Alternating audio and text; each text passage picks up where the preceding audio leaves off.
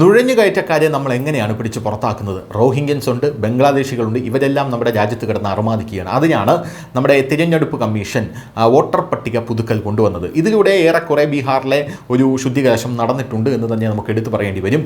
എന്നാൽ ഇത് രാജ്യം മുഴുവൻ വ്യാപിപ്പിക്കുന്നതിന് മുമ്പേ മറ്റൊരു രാജ്യവും ചെയ്യാത്ത ഒരു കാര്യം ഇന്ത്യ ചെയ്തിരിക്കുകയാണ് എന്നുള്ളതാണ് വേറൊരു കാര്യം. ഈ സംഭവം നടക്കുന്നത് ജമ്മു കശ്മീരിലാണ്.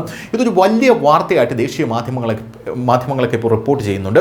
ജമ്മു കശ്മീർ അഡ്മിനിസ്ട്രേഷൻ ഇല്ലീഗൽ റോഹിംഗ്യൻസിന്, അതായത് ജമ്മുവിലുള്ള ഇല്ലീഗൽ റോഹിംഗ്യൻസിന് ലഭിച്ചുകൊണ്ടിരുന്ന വെള്ളവും വൈദ്യുതിയും ഇപ്പോൾ സമ്പൂർണ്ണമായി കട്ട് ചെയ്തിരിക്കുകയാണ്. ഇതോടുകൂടി അവിടെയുള്ള ഇല്ലീഗലായി താമസിക്കുന്ന റോഹിംഗ്യൻസ് സമ്പൂർണ്ണമായി പ്രതിസന്ധിയിലായി എന്നുള്ള റിപ്പോർട്ടുകൾ ഇതോട് ചേർത്ത് വായിക്കേണ്ടതാണ്. Action taken in Bahu area after tahsildars orders, PHE and PDD departments instructed to disconnect all connections immediately എന്നുള്ള റിപ്പോർട്ടാണ് ഇപ്പോൾ പുറത്തു വരുന്നത്. ഇതോടുകൂടി വെള്ളവും വൈദ്യുതിയും ഇല്ലാതെ ഇല്ലീഗലായിട്ടുള്ള റോഹിംഗ്യൻ മുസ്ലിംസ് ഇപ്പോൾ മാളത്തിൽ നിന്ന് പുറത്തു ചാടാൻ തുടങ്ങിയിരിക്കുന്നു എന്നാണ് മനസ്സിലാകുന്നത്.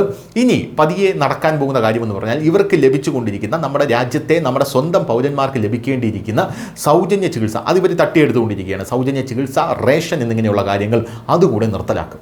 അതുകൂടെ നിർത്തലാക്കി കഴിയുമ്പോൾ സംഭവിക്കുന്നതെന്ന് പറഞ്ഞു കഴിഞ്ഞാൽ ഇവർക്ക് സ്വന്തം രാജ്യത്തേക്ക് മടങ്ങിപ്പോകാൻ ഇവർ നിർബന്ധിതരാകും. അല്ലാതെ ഇവരെ മുഴുവൻ പിടിച്ച് ചാക്കിൽ കെട്ടി അങ്ങോട്ടേക്ക് കൊണ്ട് തള്ളാമെന്ന് വിചാരിച്ചാൽ നടക്കുന്ന കാര്യമല്ല. ആ രാജ്യം ഇവരെ എടുക്കത്തുമില്ല. അതാണ് ആ രാജ്യത്തിൻ്റെ പ്രത്യേകത എന്ന് പറയുന്നത്.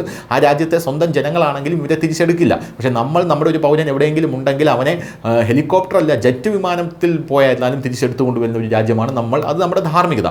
പക്ഷേ ഈ രാജ്യം എടുക്കില്ല. അതുകൊണ്ട് ഇവർ വന്ന വഴിയെ തന്നെ തിരിച്ചു പോകുന്നതായിരിക്കും ഇവർക്ക് നല്ലത് എന്ന തോന്നൽ ഇവരിൽ ഉണ്ടാക്കി ഇവരെ തിരിച്ച് അയക്കാനാണ് ഇപ്പോൾ ഇന്ത്യയുടെ നീക്കം. News desk, news India Malayalam.